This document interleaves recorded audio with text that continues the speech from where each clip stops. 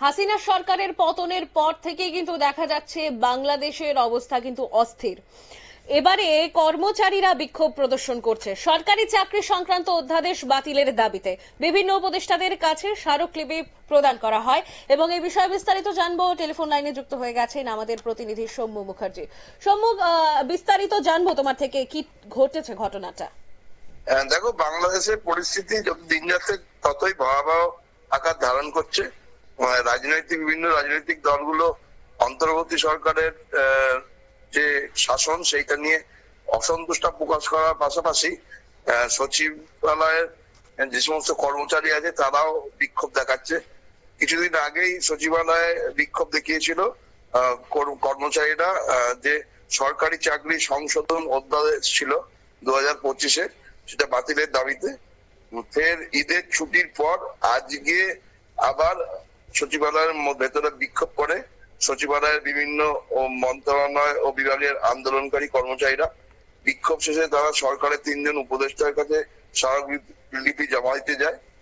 এই যে কর্মসূচি, এটা আগেই ঘোষণা করেছিল তারা এটা করবে এবং সেই অনুযায়ী আজকে তারা সচিবালয়ের যে বাদামতলায় সেখানে জমায়েত করে। তারপরে অধ্যাদেশ বাতিলের দাবিতে বিভিন্ন ধরনের স্লোগান দেয়। পরে মন্ত্রী পরিষদ বিভাগ, জনপ্রশাসন মন্ত্রণালয়ের নতুন ভবনের নিচে জড়ো হয়ে ওই যে নতুন আইন সেটা বাতিল করার দাবি জানাতে থাকে।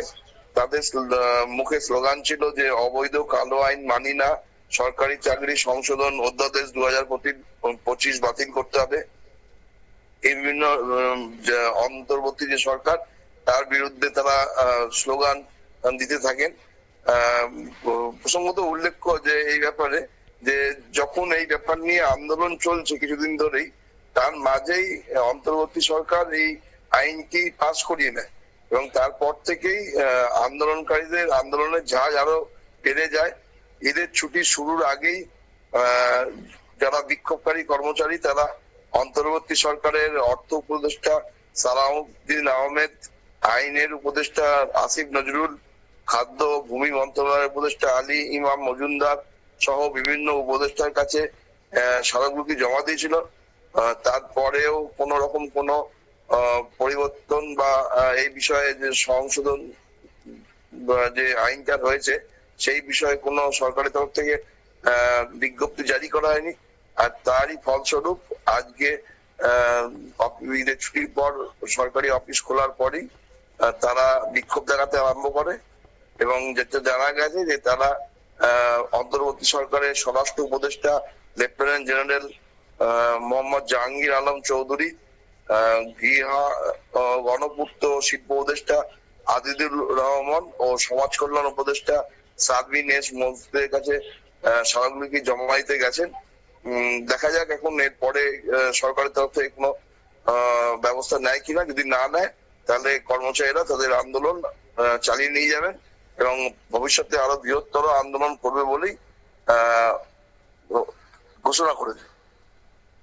একেবারে অনেক ধন্যবাদ জানাবো সৌম্যকে। আপনারা শুনলেন যে সরকারি চাকরি সংক্রান্ত অধ্যাদেশ বাতিলের দাবিতে কিন্তু বিভিন্ন উপদেষ্টাদের কাছে, রীতিমতো 3জন উপদেষ্টার কাছে স্মারকলিপি প্রদান করা হয়েছে। অন্তর্বর্তীকালীন সরকার যখন গঠন করা হয়েছিল তখন ধারণা ছিল যে বাংলাদেশের জন্য সেটা ভালো হবে, কিন্তু আদতেও বাংলাদেশের জন্য ভালো হয়েছে কিনা সেটা কিন্তু বাংলাদেশের যে উদ্ভূত পরিস্থিতি, প্রতিদিনকার যে ছবি ভেসে আসছে সেটা থেকে কিন্তু পরিষ্কার। হাসিনা সরকারের পতনের পর থেকেই কিন্তু বাংলাদেশের অস্থির চিত্র আমরা সংবাদ মাধ্যমের মধ্যে দেখতে পাচ্ছি এবং বাংলাদেশের সচিবালয়ে এবার কিন্তু কর্মচারীরা বিক্ষোভ প্রকাশ করেছে, স্মারকলিপি প্রদান করেছে। অধ্যাদেশ বাতিল হয় কিনা সেটাই কিন্তু এখন দেখার বিষয়। সংবাদ এখনকার মতো এ পর্যন্তই। পরবর্তী সংবাদ এবং আপডেট দেখার জন্য চোখ রাখুন শুধুমাত্র নিউজ ভ্যানগার্ডের পর্দায়। ধন্যবাদ।